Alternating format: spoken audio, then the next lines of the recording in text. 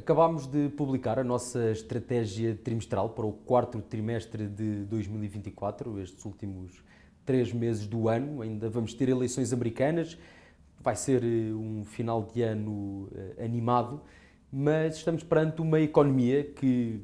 evolui sem grandes problemas, apesar dos problemas, porque existem estes problemas, mas não são significativos o suficiente para conseguir destabilizar o mercado e a economia que se move numa boa tendência. Começando pela economia, neste momento divide-se em dois polos claros, os países desenvolvidos e os países emergentes. Em relação aos países emergentes, nós ignoramos o investimento em países emergentes neste momento, não recomendamos o investimento em países emergentes porque o risco associado a estes países não compensa o retorno que esperamos que deem, a não ser a Índia, que irá provavelmente suplantar a China em alguns parâmetros produtivos e ocupar cada vez mais o seu lugar na economia mundial, mas estamos num mundo que está neste momento numa espécie de guerra fria entre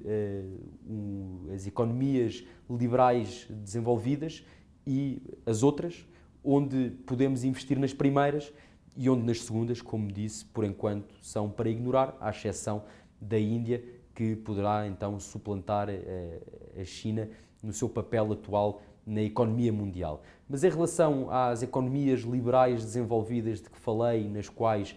recomendamos o investimento, que são elas a Europa e os Estados Unidos, mais próximas de nós, Japão, Reino Unido, a nossa tendência vai sempre mais para os Estados Unidos, isto porque se começarmos por analisar pelo crescimento da economia, nos Estados Unidos temos um crescimento do PIB bastante sólido, entre os 2,5% e os 3%, enquanto que na Europa o crescimento é ligeiramente mais lento. É um crescimento que evita claramente o cenário de recessão e que tem vindo a melhorar, agora situar-se-á à volta dos 1,5%, e depois no Japão inclusivamente temos vindo a ver que é uma economia que tem lutado contra as tendências passadas de crescimento, que neste momento já cresce qualquer coisa, já tem um crescimento mínimo, já tem inflação e também apresenta um mercado de trabalho com uma taxa de desemprego plena, com o pleno emprego, e que, portanto, tem vindo a melhorar a sua situação de crescimento económico, mas nos Estados Unidos, como disse, o crescimento é bastante razoável e na Europa mais do que suficiente e vem melhorando progressivamente. E é também, para além deste crescimento da economia, desta economia que se aguenta melhor do que aquilo que se esperava depois do ciclo de subida das taxas de juros por parte dos bancos centrais, que temos uma inflação que desacelera mais do que aquilo que nós esperávamos, muito impactada pelo preço do petróleo, que tem vindo a diminuir, por culpa também da falta de tração na economia chinesa, que acaba por diminuir a procura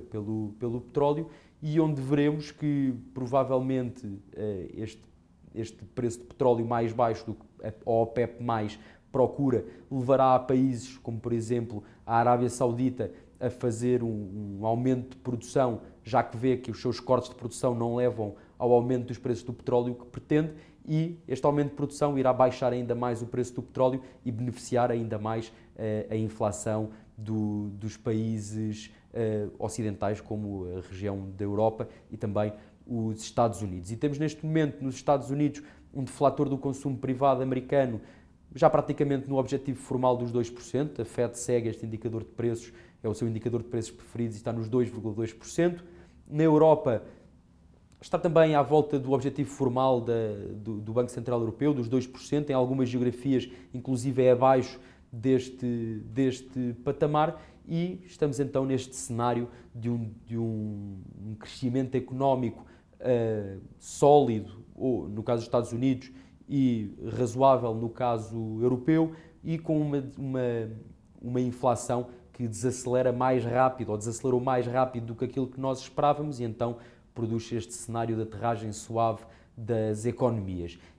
E fora a economia, temos também o lado das empresas, onde vemos que os resultados empresariais, como tínhamos vindo a falar, melhoram progressivamente e esta melhoria irá continuar. Espera-se então que haja um crescimento, ou esperamos então que haja um crescimento dos resultados empresariais na Europa à volta dos 2% e dos 8%.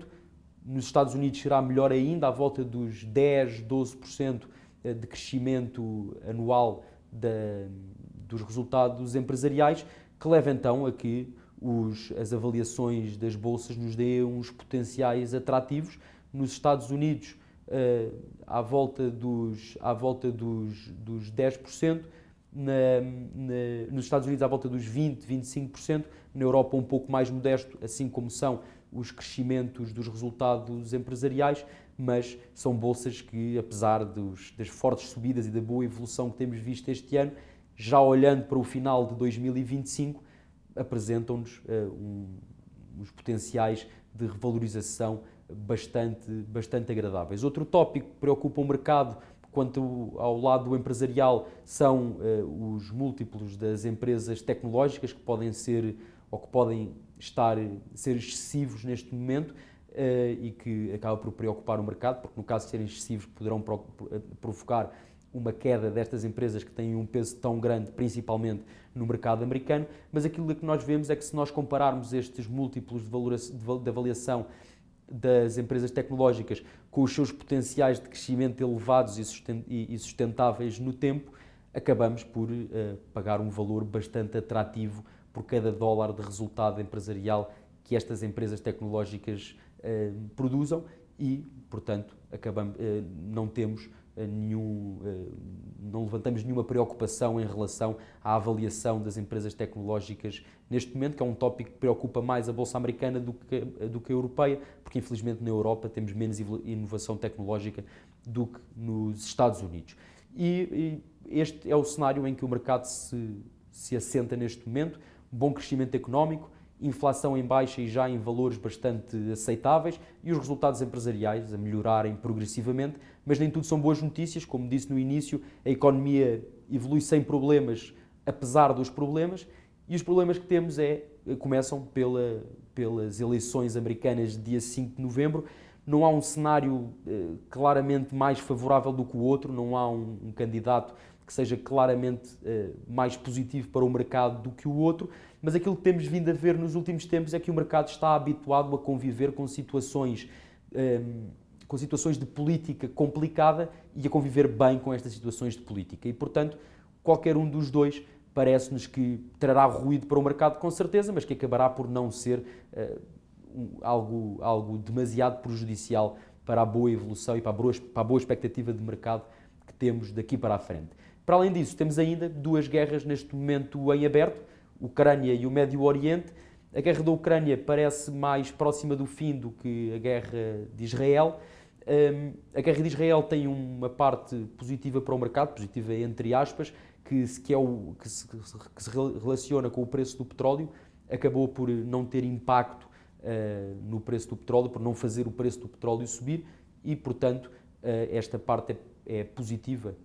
para o mercado, mas a guerra de Israel parece ser um conflito que ainda está numa fase mais inicial